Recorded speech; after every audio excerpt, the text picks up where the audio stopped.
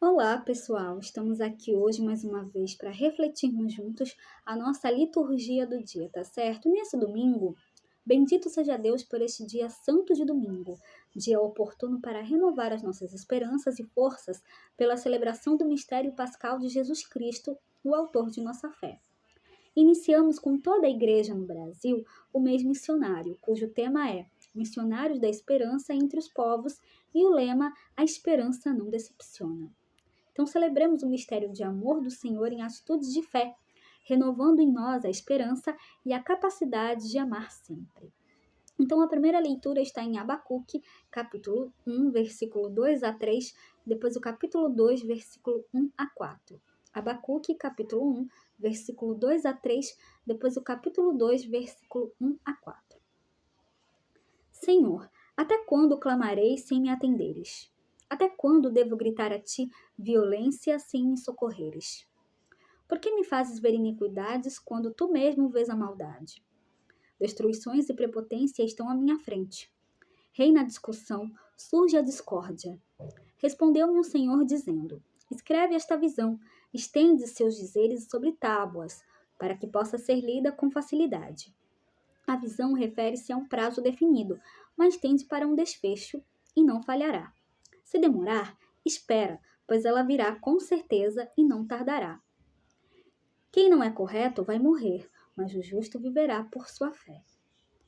Então, a primeira leitura sobre os flagelos causados pelos babilônios, o profeta questiona a Deus se os justos devem continuar sofrendo por causa dos pecados dos ímpios. O Senhor lhe responde que o justo viverá por sua fé. Esta expressão significa que o justo é quem se mantém fiel à lei de Deus. A salvação do Senhor virá.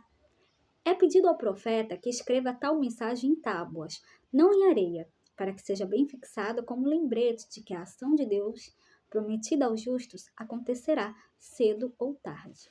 E agora, falando da segunda leitura, hoje ela está em 2 Timóteo, capítulo 1, versículo 6 a 8, e depois o versículo 13 a 14.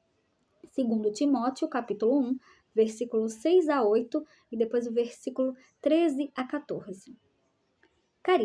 Caríssimo, exorto-te a reavivar a chama do dom de Deus que recebeste pela imposição das minhas mãos. Pois Deus não nos deu um espírito de timidez, mas de fortaleza, de amor e sobriedade. Não te envergonhes do testemunho do nosso Não te envergonhes do testemunho de nosso Senhor, nem de mim, seu prisioneiro, mas sofre comigo pelo Evangelho, fortificado pelo poder de Deus. Usa um compêndio das palavras sadias que de mim ouviste em matéria de fé e de amor em Cristo Jesus. Guarda o precioso depósito com a ajuda do Espírito Santo que habita em nós. Então, a segunda leitura, Paulo fala para a gente que nós devemos guardar o precioso depósito com a ajuda do Espírito Santo, com a ajuda do Espírito Santo que habita em nós, que nós possamos anunciar ao Evangelho de Cristo, anunciar a boa nova do reino a todos e que nós possamos sempre fazer o que Ele nos pede, seguir os seus ensinamentos e sermos mensageiros da palavra de Deus, sermos mensageiros do Evangelho de Cristo, anunciar a boa nova do reino a todos. E agora, falando do Evangelho, hoje ele está em Lucas capítulo 17, versículos 5 a 10. Lucas capítulo 17, versículos 5 a 10. Naquele tempo, os apóstolos disseram ao Senhor: Aumenta a nossa fé.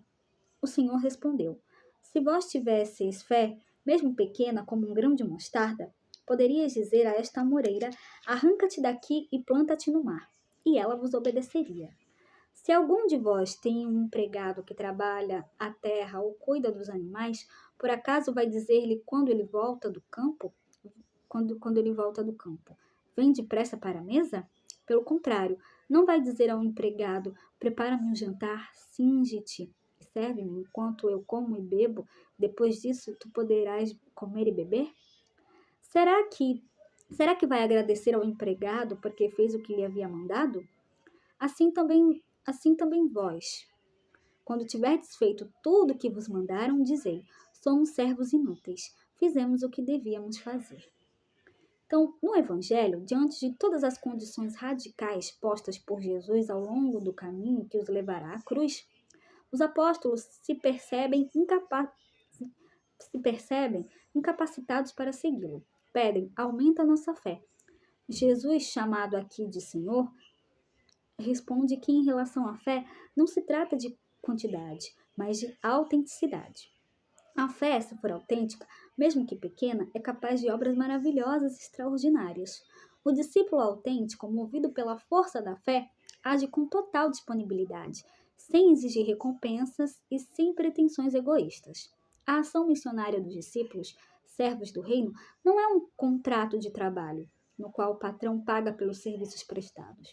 O servo cristão age pela fé genuína e pela alegria de trabalhar para Deus em favor do seu reino. Os servos não são inúteis, como se lê o versículo 10 em muitas traduções da Bíblia. O trabalho dos servos é muito útil e agradável a Deus. Em vez de nos sentirmos inúteis, devemos dizer: somos simples e humildes servos. Cumprimos o nosso dever com simplicidade, mas cumprimos. Então, era isso que eu tinha para falar para vocês hoje. Então, muito obrigada a todos por curtirem, por comentarem. Aqueles que só assistem mesmo, também agradeço. Espero que vocês tenham gostado dessa reflexão de hoje. Espero encontrá-los todos aqui amanhã, segunda-feira, se Deus quiser, para continuarmos refletindo cada vez mais as leituras da Sagrada Escritura. Então, muito obrigada a todos e até a próxima, se Deus quiser.